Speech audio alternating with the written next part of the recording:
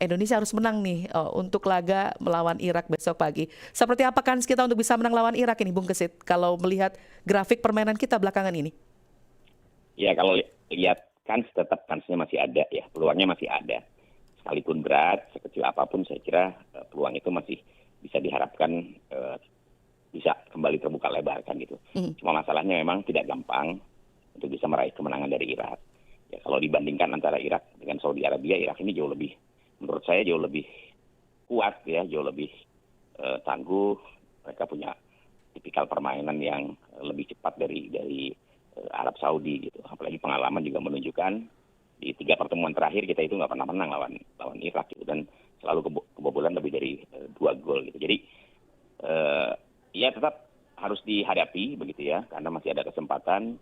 Tinggal bagaimana para pemain atau tim kita bisa memanfaatkan sekecil apapun peluang ini untuk bisa membuka harapan minimal menempati peringkat kedua lah begitu, untuk kemudian kembali bersaing lagi di round kelima. Oke, begitu. Kita bisa ada di posisi 2 ketika kita menang Irak, dan selisih gol antara Irak dan Arab Saudi adalah berapa? 1 gol ya? Kita bahkan bisa lolos langsung ya, dengan catatan ya, ini kalau kita berandai-andai nih ya. Kita bahkan bisa lolos langsung kalau misalnya nih kita menang minimal 2 gol lah dengan Irak. Ya, kemudian Irak tiba-tiba bisa mengalahkan Arab Saudi 1-0 aja, kira-kira gitulah ya. Dengan demikian maka posisi kita akan lebih bagus dibandingkan Arab Saudi dan dibandingkan Arab gitu loh. Untuk menempati peringkat pertama. Itu kalau kita berandai-andai gitu ya. Tapi kalau melihat realitasnya, maka sebenarnya kemungkinan seperti apa yang bisa terjadi nih, Bung Kesit? Iya, kalau kita lihat realitasnya sih lagi-lagi ya, karena memang nggak mudah untuk bisa mengalahkan Irak. Ya kita hanya bisa berharap aja ada kejutan nanti di pertandingan melawan Irak, sehingga pintu buat Indonesia itu bisa terbuka lagi gitu ya. Nggak mudah ya.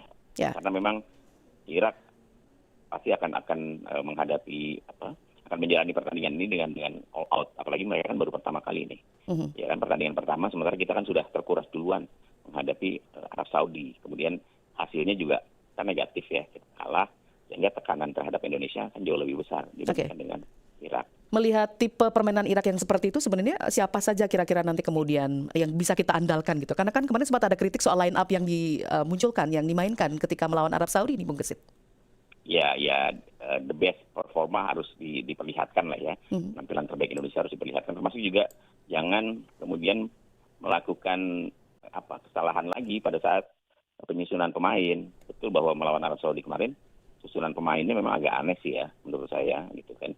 Ada beberapa pemain yang kok tiba-tiba bisa jadi starter gitu kan. Padahal ada pemain lain yang menurut saya jauh lebih siap, lebih fresh, tapi kok justru di bangku cadangkan gitu. Tapi ya sudahlah, itu sudah kejadian gitu. Tinggal kita menatap pertandingan melawan Irak, komposisinya harus lebih kuat lagi, harus betul-betul menempatkan pemain yang betul-betul memang siap 200% lah, jangan 100% gitu ya. 200% karena kita harus mengeluarkan segala daya upaya untuk bisa mengalahkan Irak begitu. Ya, Bung Kesit, ini duel terakhir. Ya, ini duel penentuan.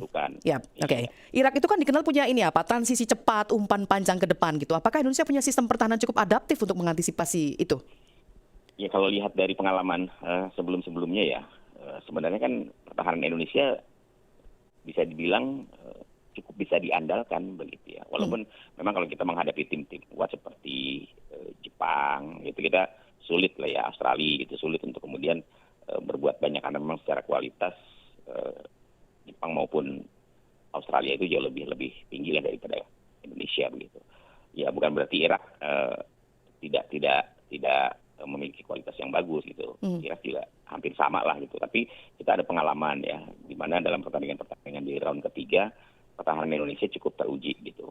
Tapi apakah kemudian formasinya akan kembali digunakan seperti ketika misalnya Indonesia sukses menaklukkan Arab Saudi, sukses menahan Arab dan sukses menahan Australia ya di Jakarta, atau mengalahkan Bahrain pada saat berada di Jakarta. Ini kan masih menjadi teka-teki gitu. Apakah formasinya akan kembali seperti kemarin ketika menghadapi Arab Saudi gitu ya, dengan formasi 4-3-3, tapi dengan formasi yang lain misalnya dengan 3-4-3, ternyata Indonesia pertahanannya jauh lebih tangguh kan begitu. Sektor mana yang paling krusial perlu diperkuat ini ketika kita menghadapi tekanan Irak, belakang, tengah, atau serang ini? Ya saya pikir semua ini harus betul-betul menjadi satu kesatuan, baik bertahan, ya, kemudian di tengah maupun di lini penyerangan, kan begitu. Artinya kalau ketika kita kuat dalam pertahanan, kan kemudian bagaimana kita bisa menciptakan gol, ya. Ya. Artinya lewat counter attack gitu. Nah, counter attack ini kan yang harus harus betul-betul dimanfaatkan untuk bisa mengalahkan Irak, kalau misalnya permainan nanti Indonesia betul-betul mendapatkan tekanan begitu. Oke. Nah, ini yang juga sering kali dikritik adalah soal mental ini. Nah, bagaimana kemudian kekuatan mental para pemain supaya tetap fokus, tidak terbebani hal sifatnya psikologis untuk laga besar ini, Bung Gesit? Iya, saya kira mentalitas sudah teruji lah ya. Kita sudah bisa melangkah sampai round keempat. Artinya kan secara mental para pemain Indonesia memang sudah betul-betul siap dan sudah teruji gitu untuk menjalani pertandingan berat. Gitu. Nah, sekarang situasinya adalah situasi menjalani partai hidup mati. Gitu. Artinya dibutuhkan mentalitas yang jauh lebih kuat lagi dibandingkan dengan sebelum-sebelumnya. Karena ini pertandingannya begitu kita kalah ya sudah selesai kan, begitu. Tidak ada harapan lagi kan gitu. Okay. Jadi kalau soal mentalitas sih saya masih optimistis bahwa mentalitas pemain kita cukup bisa diandalkan. Oke, kira-kira siapa saja ini pertahanan Irak yang perlu mendapatkan perhatian serius ini, pemain-pemain kunci Irak yang perlu dikawal betul ini, Bung Gesit? Iya, kan kabar terbarunya bahwa Aiman Hussein ya salah satu pemain depan Irak, pemain andalan Irak tidak tampil gitu. Ini pemain yang memang punya ketajaman di barisan depan Irak ya, 32 gol yang sudah dia ciptakan begitu.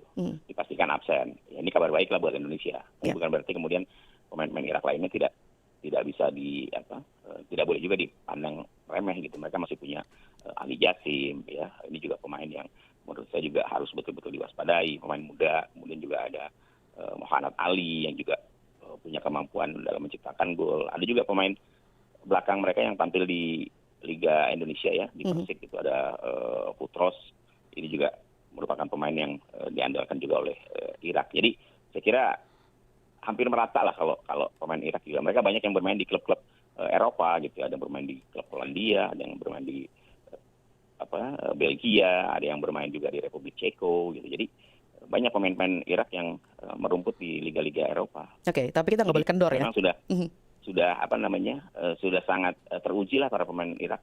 Oke, tapi ini nggak boleh jadi beban dong ya. Tapi problemnya kan begini, kemarin ketika laga kontra Saudi Arabia yang juga sempat dikritik tajam adalah sebelum laga lawan Irak kan kita kemarin waktu sama Saudi 2-3 itu menunjukkan bahwa kita sempat unggul ya, Bung Gesit lewat penalti, tapi kemudian kalah 2-3. Itu kan kritiknya soal efektivitas penyelesaian akhir itu masih jadi masalah sebenarnya di tim Indonesia. Nah, bagaimana kemudian ini bisa jadi kunci supaya kita nanti tidak melakukan kesalahan yang sama? Iya kan sebenarnya kabar baik yang diterima Indonesia adalah oleh Romeni sudah bisa tampil lagi ya. Kemarin kan juga dia sudah diturunkan dan bahkan ketika oleh Romeni hadir di lapangan, kemudian bersama Tom Haye lah dia masuk bareng gitu ya. Itu kan penyerangan Indonesia jauh lebih bagus dibandingkan sebelumnya. Artinya kehadiran oleh Romeni itu mampu memberikan tekanan yang lebih bagus di lini pertahanan lawan, mampu menciptakan peluang gitu. Sayangnya kehadiran oleh Romeni kan tidak lama gitu. Artinya ketika Indonesia harus mengejar ketertinggalan dengan selisih 2 gol, itu kan menjadi beban yang cukup berat gitu. Dan faktanya kan ketika oleh Romeni hadir, Tom Haye hadir kan juga Indonesia bisa gitu mendapatkan peluang sehingga bisa memperkecil ketertinggalan. Kalau ya oleh Romeni fit, kemudian nanti diturunkan di pertandingan pertama, artinya barisan depan kita masih sangat bisa diharapkan. Oke. Indonesia pokoknya punya kemampuan untuk memanfaatkan serangan balik dengan cepat gitu ya lewat pemain-pemain sayap juga. Baik, tapi yang tentu kita tunggu adalah nanti ada surprise baru mungkin ya. Entah kejutan dalam bentuk apapun, taktik atau apapun, kira-kira apa ini surprise yang kita tunggu ini, Bung Gesit? Ya, yang ditunggu adalah bagaimana kemudian sebenarnya bagaimana nanti Patrick Kluivert menyusun formasinya begitu ya. Apakah kembali menggunakan 4-3-3 atau menggunakan kembali skema yang menjadi andalan Indonesia sejak era STY, yakni 3-4-3 yang memang terbukti lebih menjanjikan begitu. Oke. Terima kasih banyak waktunya sudah bersama Pro 3 RRI. Kita tunggu nanti hasil dari laga besok pagi. Terima kasih. Sampai jumpa. Salam olahraga, Bung Gesit.